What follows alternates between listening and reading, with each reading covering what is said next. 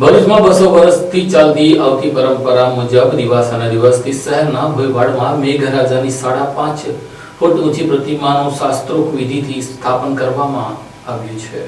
ભરૂચમાં આજરોજ અમાસના દિવસે મેઘરાજાની પ્રતિમાનું સ્થાપન કરવામાં આવ્યું છે। છડી નોમ પછી આવતી દસમે પ્રતિમાનું નર્મદા નદીમાં જળમાં વિસર્જન કરવામાં આવશે। છપનિયા દુકાળના સમયમાં વરસાદની માંગ સાથે ભોઈ સમાજના લોકોએ અષાઢ વડ 14ની રાત્રે માટીની લગભગ 5.5 ફૂટ ઊંચી મેઘરાજાની કલ્પિત મૂર્તિ બનાવી તેમણે મેઘરાજા પાસે વરસાદની પ્રાર્થના કરી। અનેક વિનમણીઓ છતાં વરસાદ નહીં વરસતા લોકોએ મૂર્તિ ખંડિત કરી નાખવાની ચીમકી આપી। પડસ્કે વાતાવરણમાં પલટો આવ્યો અને ધોધમાર વરસાદ વરસ્યો। બે શૈકાથી અષાઢ વડ 14ની રાત્રિએ મેઘરાજાની પ્રતિમા બનાવી દિવાસો એટલે કે અમાસના દિવસે તેની સ્થાપના કરવાની પરંપરા છે। વર્ષોથી એક જ મુખારવિંદ અને શૈલીની પ્રતિમાનું નિર્માણ કરાય છે। સમગ્ર વિશ્વમાં માત્ર ભરૂચમાં 7મ, 8મ, 9મ અને 10મ એમ 4 દિવસ મેઘરાજાનો મેળો ભરાય છે, જેમાં સમગ્ર રાજ્યમાંથી ભાવિક ભક્તો ઉમટી પડે છે। સાથે છડી નોમ સહિતના પર્વની પણ ઉજવણી કરવામાં આવે છે। હું મયંક કુમાર રાકેશભાઈ જાદવ, શ્રી ભરૂચ સમસ્ત ભોઈ જ્ઞાતિ પંચ ઉત્સવ ટ્રસ્ટી।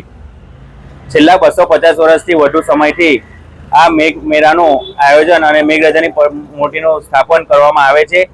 આ મેઘરાજાની મૂર્તિ અષાઢી વડ 14ની રાત્રે પ્રાણ પ્રતિષ્ઠા કરવામાં આવે છે। ત્યારબાદ અમાસના દિવસે એક જ રાતમાં આ મૂર્તિનું નિરાવરણ થાય છે અને અમાસના દિવસે સવારે આ મૂર્તિને દર્શન માટે ખુલ્લી મૂકવામાં આવે છે।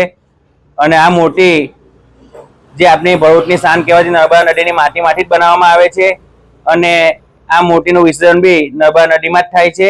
અને આ મેઘોત્સવ શ્રાવણ વદ 7મ, શ્રાવણ વદ 8મ, શ્રાવણ વદ 9મ અને શ્રાવણ વદ 10મ એમ 4 દિવસ મેઘ મેળો ઉજવાય છે અને ઠેર ઠેરથી ભક્તો દર્શનાર્થે આવે છે।